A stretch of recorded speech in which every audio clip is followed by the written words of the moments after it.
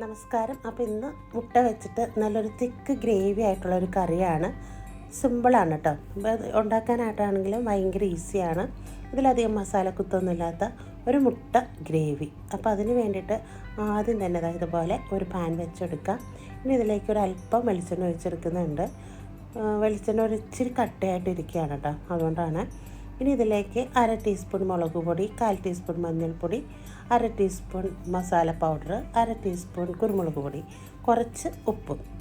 ഇതെല്ലാം കൂടി ഒന്ന് പതുക്കെ പൊടികളൊന്നും കരിയാത്ത രീതിയിൽ നമുക്കിതൊന്ന് മൊരിച്ചെടുക്കാം.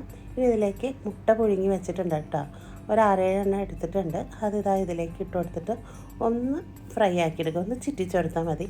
അപ്പോൾ ഞാൻ ഫ്ലെയിമൊക്കെ ഓഫാക്കി കൊടുത്തിട്ടുണ്ട് കേട്ടോ. ഇനിയിപ്പോൾ അത് മാറ്റി വെച്ചിട്ട് ആ പാൻ ഒന്ന് കഴുകി എടുത്തിട്ടുണ്ട്. ഇനി ഇതിലേക്ക് ഒരു അല്പം വെളിച്ചെണ്ണ കൂടി ഒഴിച്ചു കൊടുക്കാം. പിന്നെ വേണ്ടത് നെയ്യാണ് കേട്ടോ. നെയ്യ് വേണ്ടാത്തവർ സ്കിപ്പ് ചെയ്യാം കേട്ടോ. അപ്പോൾ ഞാനിതിലേക്ക് നെയ്യ് ഒരല്പം ഒഴിച്ചു കൊടുത്തിട്ടുണ്ട്. ഇനി ഒരു 2 മീഡിയം സൈസ് സവാള ചെറുതാക്കി നന്നായിട്ട് തിന്നായിട്ട് അരിഞ്ഞതാണ് കേട്ടോ, അതുകൂടെ ഇട്ട് കൊടുക്കാം. പിന്നെ ഇഞ്ചി വെളുത്തുള്ളി ചതച്ചത്, 3-4 പച്ചമുളക്. വെളുത്തുള്ളി ഒരു 5 പീസാണ് കേട്ടോ എടുത്തിരിക്കുന്നത്. ഒരു ചെറിയ പീസ് ഇഞ്ചിയും എടുത്തിട്ടുണ്ട്. ഇനിയിപ്പോൾ കുറച്ചുകൂടി നെയ്യ് ഒഴിച്ചെടുക്കുന്നുണ്ട് കേട്ടോ. ഞാൻ വെളിച്ചെണ്ണ അല്ല കേട്ടോ ഒഴിച്ചെടുക്കുന്നത്, നെയ്യാണ്. നെയ്യിൻ്റെ ആ ഒരു ഫ്ലേവർ വരുമ്പോഴേ ഈ ഗ്രേവിക്ക് ഒരു പ്രത്യേക ടേസ്റ്റാണ് കേട്ടോ. അപ്പോൾ അതുകൊണ്ടാണ് കേട്ടോ ഞാൻ നെയ്യ് ഒഴിച്ചത്. നെയ്യ് ഇഷ്ടമല്ലാത്തവർ വെളിച്ചെണ്ണ ഒഴിച്ചെടുക്കാം. എന്നിട്ട് നന്നായിട്ട് മിക്സാക്കി കൊടുക്കാം. അപ്പോൾ ഇതൊന്ന് കുറച്ച് ബ്രൗൺ കളർ രീതിയിലായിട്ട് വരണം നമ്മുടെ സവാള.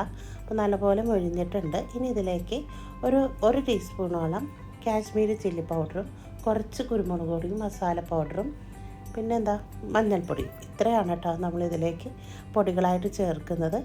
മല്ലിപ്പൊടി തീരെ ചേർക്കണില്ല. ഇതെല്ലാം ഇട്ട് കൊടുത്തിട്ട് ഒന്ന് വാടിയതിന് ശേഷം ഇതിലേക്ക് ഒരു മീഡിയം സൈസ് തക്കാളി ഇതുപോലെ ചെറുതാക്കിയതാണ് കേട്ടോ അരിഞ്ഞത്, അതും കൂടി ചേർത്തെടുക്കാം. എന്നിട്ട് ഇനിയിപ്പോൾ ഇതിൽ നന്നായിട്ട് ഒന്ന് മിക്സാക്കി കൊടുക്കാം.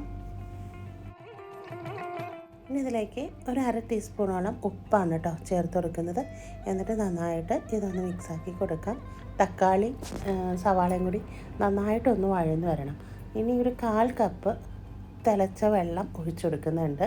അപ്പോഴത്തേന് നല്ല ഗ്രേവിക്ക് നന്നായിട്ടൊന്ന് വെന്ത് ഉടഞ്ഞ് വരാൻ പാകത്തിനാണ് കേട്ടോ ഒരല്പം വെള്ളം ഒഴിച്ചു കൊടുത്തിരിക്കുന്നത്.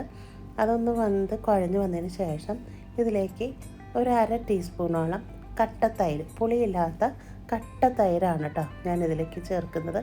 അപ്പോൾ ഒരു പ്രത്യേക ടേസ്റ്റാണ് കേട്ടോ തൈര് ചേർക്കുന്നത്. ഒരുപാട് പുളിയൊന്നും ഇല്ലാത്ത തൈരാണ്. ഇനി നന്നായിട്ടൊന്ന് മിക്സ് ആക്കിയിട്ട് ഇനി ഇതിലേക്ക് കുറച്ച് മല്ലിയിലയും കറിവേപ്പിലയും കൂടിയാണ് കേട്ടോ ചേർത്ത് കൊടുക്കുന്നത്. എന്നിട്ട് നന്നായിട്ട് ഇതൊന്ന് മിക്സാക്കി കൊടുക്കാം. ഇനി അധികം പണിയൊന്നുമില്ല കേട്ടോ, നമ്മുടെ ഗ്രേവി അടിപൊളിയായിട്ട് സെറ്റായിട്ടുണ്ട്. ഇനി മാറ്റി വെച്ചിരിക്കുന്ന മുട്ടയാണ് കേട്ടോ ചേർത്ത് കൊടുക്കുന്നത്. മുട്ട ചേർത്തിട്ട് ഒരു 5 മിനിറ്റ് നേരം അടച്ച് വെച്ചിട്ട് നമുക്കിതൊന്ന് കുക്ക് ചെയ്തെടുക്കാം. വളരെ മീഡിയം ഫ്ലെയിമിലിട്ടിട്ട് വേണം കേട്ടോ ചെയ്യാനായിട്ട്. അപ്പോൾ മുട്ടയൊക്കെ ഇട്ട് നല്ല ഗ്രേവി സെറ്റായിട്ടുണ്ട്. ഇനി ഇതിലേക്ക് കുറച്ച് വേണമെങ്കിൽ മാത്രം വെള്ളം ചേർത്ത് കൊടുക്കുക കേട്ടോ, ഗ്രേവി വേണമെങ്കിൽ. അപ്പം ഞാൻ ഈ ഒരു രീതിയിലാണ് കേട്ടോ മുട്ട ഗ്രേവി എടുക്കുന്നത്. കണ്ടില്ലേ, നല്ല അടിപൊളി ടേസ്റ്റാണ്. ഇനി ഇതൊരു ബൗളിലേക്ക് മാറ്റി കൊടുക്കാം. അപ്പോൾ ഇത് ചപ്പാത്തിയുടെയും ചോറിൻ്റെയും അപ്പത്തിൻ്റെയും ഇടിയപ്പത്തിൻ്റെയും കൂടെയൊക്കെ കഴിക്കാൻ സൂപ്പറാണ്. അപ്പോൾ എല്ലാവരും ട്രൈ ചെയ്ത് നോക്ക്. തൈര് ചേർക്കാത്തവരാണെങ്കിൽ ഒരു തവണയെങ്കിലും അതൊന്ന് ട്രൈ ചെയ്ത് നോക്ക്. സൂപ്പർ കറിയാണ്. നല്ല വിഭവമായിട്ട് വരുന്നത് വരെ പോയിട്ട് വരാം.